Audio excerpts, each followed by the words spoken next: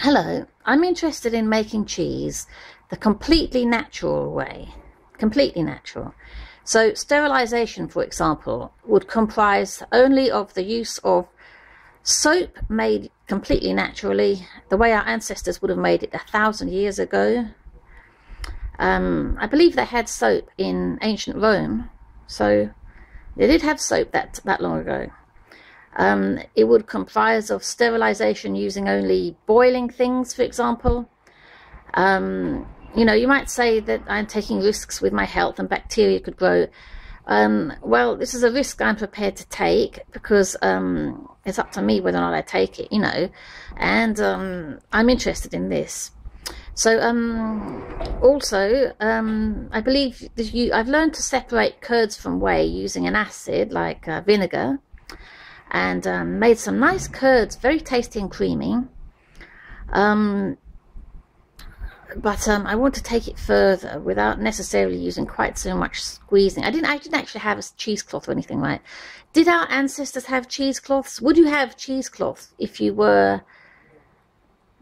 I don't know, a garden farmer of 1,000 years ago? I was thinking of using felt made from sheep's wool. That must harbour an awful lot of bacteria, I know. But they will be diminished by boiling. That will kill almost all of them. And of course by washing it, including in soap, and then boiling it again and so on. I'm aware of these things. I'm not trying to take risks with my health. And I know how to make felt. It's very easy. You just press wool together and it just binds together and sticks. So I was thinking of making a largish, thin felt to use. And yes, of course, I would have to wash it a lot and it would take a lot of washing. But, I'm interested in using this particular way of doing it. So I've thought of an alternative to cloth, because I might not, if I were a market gardener of 1,000 years ago, have a loom, for example. I might or I might not, I don't know. I don't think you could knit a fine enough mesh, could you? I could imagine people could whittle a couple of sticks and knit a mesh, but it wouldn't be fine enough to hold the curd in, would it? So I've learned to separate the whey initially, but I believe something else is used after that. Can anyone tell me what the purpose of it is? And if it's strictly necessary, or if you can just keep on wringing out curds? I guess I'll try wringing out curds endlessly. Salt might help. Is it a preservative that gets added? I'm going to try adding salt and seeing if that helps. In preserving it. And all these various things they keep putting in these videos about making cheese, are they strictly necessary? What exactly is their purpose supposed to be, each one? And does anyone know the chemistry behind it, the proper purpose of it, or if it's just a modern thing?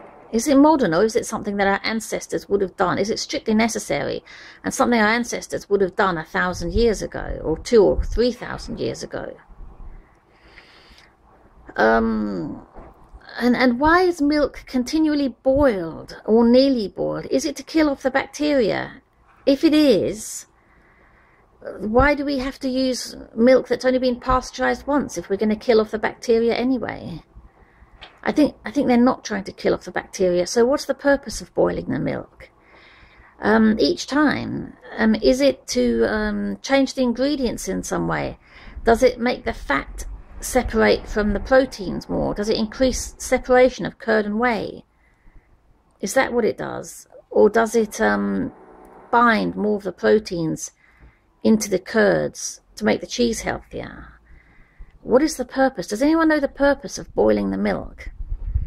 I'm really interested in making cheese naturally, and I want to know all the steps that are necessary to do this, or what the modern steps are, what the purpose of the modern steps, what the purposes of the modern steps are, so that I can decide how exactly I want to make cheese, because I don't want to just make it the way that some kit modern kit, modern method using kit tells you to make it today, just because they want to cover their backs regarding insurance claims in case it's would otherwise fail for some reason or poison someone. No, I'm not into poisoning myself. I'm very careful. I just I'm interested in old-fashioned ways of doing things, that's all. Okay, so thank you for watching, and if you've got any comments you can impart, any information or pointers to any videos that would help me. Not modern method making kits. I don't want to be sold a modern kit. Then please make those comments in the comments section. That'd be great. Thank you. Bye bye.